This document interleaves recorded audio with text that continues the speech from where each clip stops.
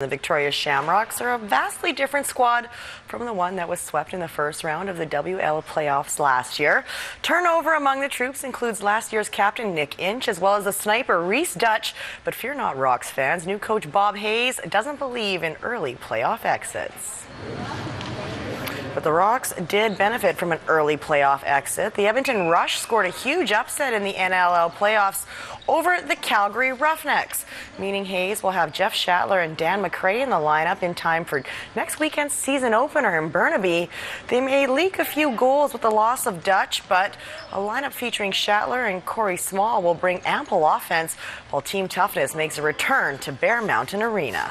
We've already had a couple of scraps in training camp, so guys want to make it and they're showing what they can do. So, we're going to be a team tough team this year, and we're not going to get pushed around, and it'll be pretty evident after our first few games that we're here to be serious. While vets like Shattler and Corey Small will play starring roles, the supporting cast is also crucial. Coaches crave committed athletes, and Hayes has one in Spencer Taher. The feisty defenseman came all the way from Oakville, Ontario with zero guarantees. That's a long way to travel for a shot at a roster spot. I actually contacted them. I hadn't played last season due to work and ACL.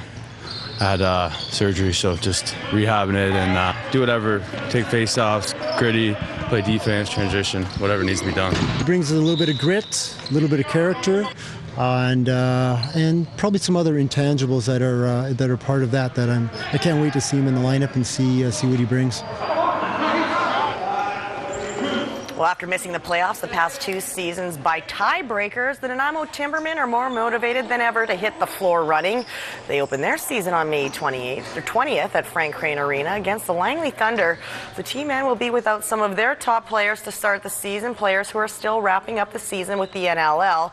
But that is the same dilemma every team faces, so Coach Art Webster isn't making excuses for the T-men's slow starts. Rather, he's making demands. This year's team will be expected to push for the playoffs right from game one. Last half of the season, in the last 2 years, we've been the best team in the league. Second half of the season, but we've given up too many games earlier, and it's hard to get them back.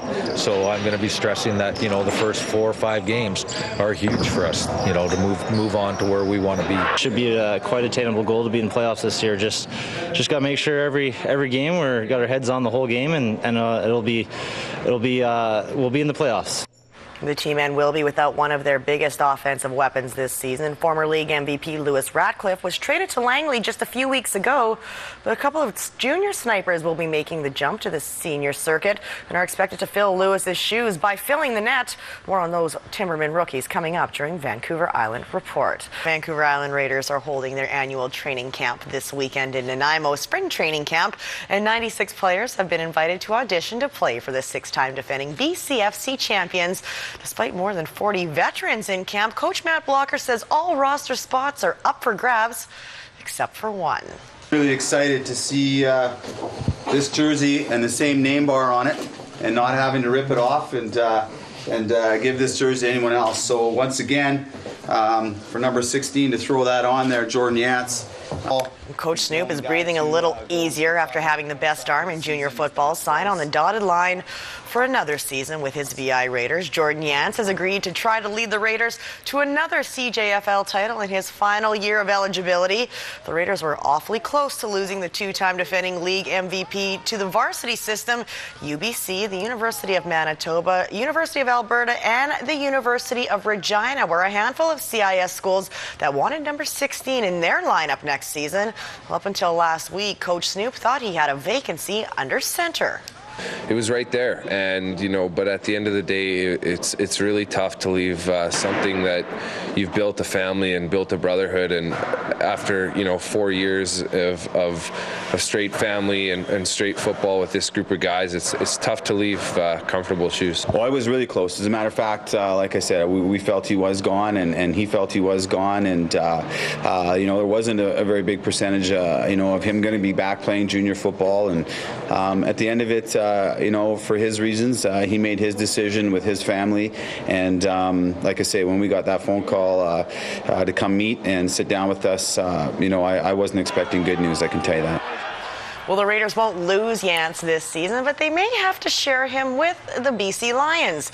The two-time BCFC Player of the Year put on quite the air show at the inaugural Lions Junior Evaluation Camp 2 weeks ago, and he may be receiving an invite to Lions Rookie Camp. The Raiders' strong connections to this CFL club played a part in Yance's decision to stay in BC. That had a very good influence. I had good results, and I tested very well when I was over there at the evaluation camp. So that was good, and obviously, you know, with those guys in the back door, it's not a bad thing, you know, obviously with what they've ran with the Raiders for the past couple of years. He, I think, surprised the heck out of everyone. No way possible ever has anyone even thought about looking at a quarterback to bring to rookie camp from junior football, and I mean, it barely happens out of CIS. So he went over there, and you know, Coach Jacques Chapdelaine was going to turn him into a receiver, and then he saw him throw and worked with him, and now he's really excited. So the one thing I know is going to happen is they're definitely going to go over prior to camp, and he's going to work and spend some time over there with them. And if he gets the nod to go to rookie camp, I know he's going to impress him, and he's going to work hard, and this is going to be a great learning experience for Jordan no matter what. But he's going to get some time with them over there, and he's going to get a chance to work out with them and work out with Travis. And once again, I think it's just going to be nothing but a positive for Jordan.